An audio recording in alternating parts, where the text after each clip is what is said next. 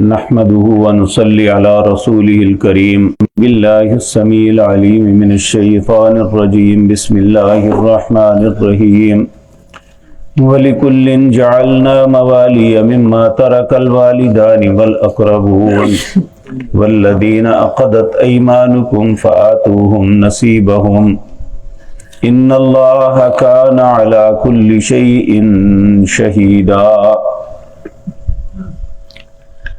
حضرات محترم، جب نبی کریم صلی اللہ علیہ وسلم ہجرت کر کے مکہ مکرمہ سے مدینہ منورہ آئے تو اس وقت جو مہاجرین تھے مکے کے اندر بہت اچھی پوزیشن میں تھے، کاروباری اور گھر بار ہر اعتبار سے اللہ نے انہیں آسانی اور آسودگی دی ہوئی تھی، لیکن جب ہجرت کی تو سب کچھ لٹ پٹ گیا۔ اہل مکہ نے جہاں تک ممکن ہو سکا ہر جانے والے مہاجر سے سب کچھ چھین لیا، حتیٰ کہ بعض واقعات بڑے ہی عجیب و غریب اور سخت ملتے ہیں۔ مکہ مکرمہ میں ایک نوجوان تھے جن کا نام عبداللہ تھا۔ ان کا باپ فوت ہو گیا تو ان کا چچا ان کی کفالت کرتا تھا، یعنی ان کی جتنی پراپرٹی جتنے معاملات تھے ان کے ہاتھ میں تھے، اور اپنے بھتیجے سے محبت بھی بڑی کرتا اور اس کی ہر آسائش اور آرام کا خیال رکھتا۔ کہتے ہیں عبداللہ بہت ہی خوبصورت نوجوان تھا، اور اس کی کیفیت یہ تھی کہ روزانہ کی بنیاد پہ نیا لباس پہنتا، نیا جوتا۔ جب وہ روزانہ ایک نئے لباس کے ساتھ اور نئے انداز میں نکلتا تو خواتین مکے کی چھتوں پہ چڑھ کے دیکھتی آج عبداللہ کیا پہن کے نکلا ہے۔ وقت نبی کریم صلی اللہ علیہ وسلم ہجرت کر کے جا چکے تھے، تو یہ شخص اس نے ایک اونٹ پہ اپنا سامان توشہ لادا، سب کچھ چھوڑا، ایک اونٹ پہ سامان لادا اور مکے کی جانب چل پڑا، مدینہ منورہ کی طرح۔ اس نے کہا یہ سامان، کہا یہ میرے باپ کا ہے۔ کہا تیرا باپ مر گیا ہے، تیرا معاملہ اس وقت تک تھا جب تک تم اپنے باپ دادے کے دین پہ تھے، اب یہ تیرا نہیں ہے۔ کہنے لگے اگر یہ سامان تمہیں دے دوں تو پھر جانے دو گے؟ کہا مجھے کوئی اعتراض نہیں۔ سارا سامان اور اونٹ واپس، سواری واپس کر دی۔ جب جانے لگے تو چچا نے کہا جو یہ کپڑے پہنے ہوئے ہیں یہ بھی ہمارے ہیں، تلوار کے ننگا کر دیا۔ دیکھ رہی تھی، اس سے برداشت نہ ہوا، اس نے ایک پھٹا ہوا کمبل جو ہے اس کے 2 ٹکڑے کر کے پھینک دیا۔ ایک انہوں نے نیچے تہمت کے طور پہ باندھ لیا اور دوسرا اپنے کندھوں پہ رکھ لیا، اور وہاں سے چل پڑا اس حالت میں۔ جو لوگ مکہ مکرمہ سے مدینہ منورہ جاتے ہیں انہیں اس بات کا علم ہوگا، تقریباً 70-80 کلومیٹر جو فاصلہ ہے وہ کالے رنگ کے نکیلے پتھر ہیں، نہیں ہموار جگہ ہی نہیں ہے۔ تو اس زمانے میں سڑکیں تو تھی نہیں، کس طرح ان اللہ کے بندے نے سفر کیا ہوگا۔ جب یہ لٹا پھٹا انسان مدینہ منورہ کے قریب پہنچا تو اللہ نے آسمان سے وحی کر کے رسول اللہ کو کہا میرا ایک بندہ آ رہا ہے، اس کے استقبال کے لیے مدینے سے باہر جاؤ۔ تو نبی کریم صلی اللہ علیہ وسلم اس کے استقبال کے لیے گئے، تو جب انہیں دیکھا تو رسول اللہ کی آنکھوں میں آنسو آ گئے۔ اتنی آسائش، اتنی آرام کی زندگی اس نے صرف دین کے لیے چھوڑ دی۔ تو یہ اس طرح معاملہ تھا۔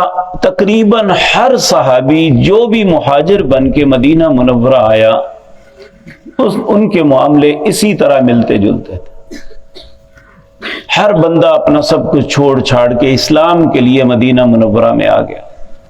تو یہاں نبی کریم صلی اللہ علیہ وسلم نے اہل مدینہ، انہیں انصار اسی لیے کہا جاتا ہے کہ انہوں نے اپنی مال اور جان کے ساتھ مہاجرین کی مدد کی۔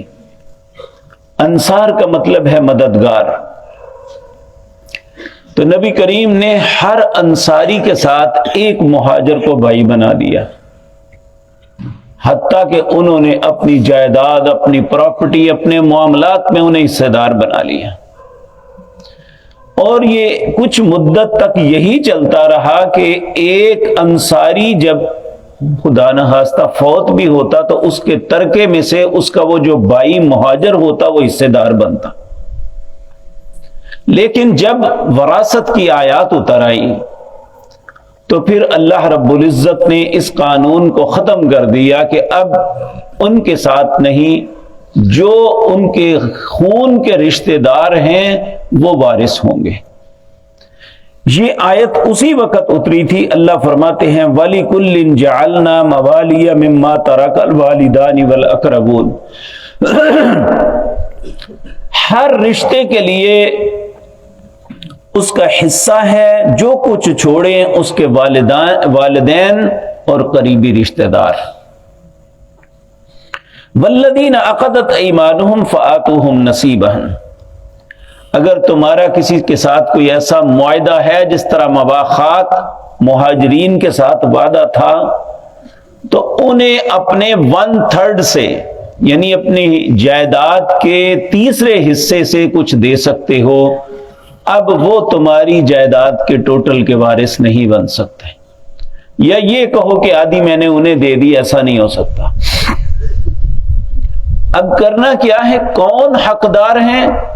اللہ نے ہر حقدار کا حصہ مقرر کر دیا۔ ہم پیچھے یوصیکم اللہ فی اولادکم سے لے کر ہم یہ پورے رکوع کے اندر جو حصے اللہ نے مقرر کیے ہیں وہ پڑھائے۔ اب کوئی بھی ان حصوں میں مداخلت نہیں کر سکتا۔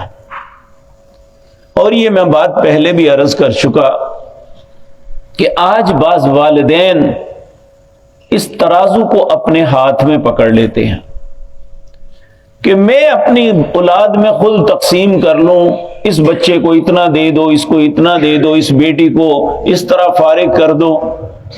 یہ دراصل ایسا کرنا اپنے آپ کو ہلاکت میں ڈالنا ہے۔ نبی کریم صلی اللہ علیہ وسلم کا ارشاد ہے، ایک شخص 70 سال تک عبادت میں مصروف رہے، اس نے کبھی کوئی گناہ نہیں کیا، لیکن ترکے کی تقسیم کے اندر، اولاد کے اندر ناانصافی ایسے کرتا ہے کہ جو اللہ نے حق مقرر کیے ہیں اس میں سے مداخلت کرتا ہے کہ فلاں کو اتنا دے دو، فلاں کو اتنا دو، فلاں کو کم دے دو، فلاں کو زیادہ دے دو۔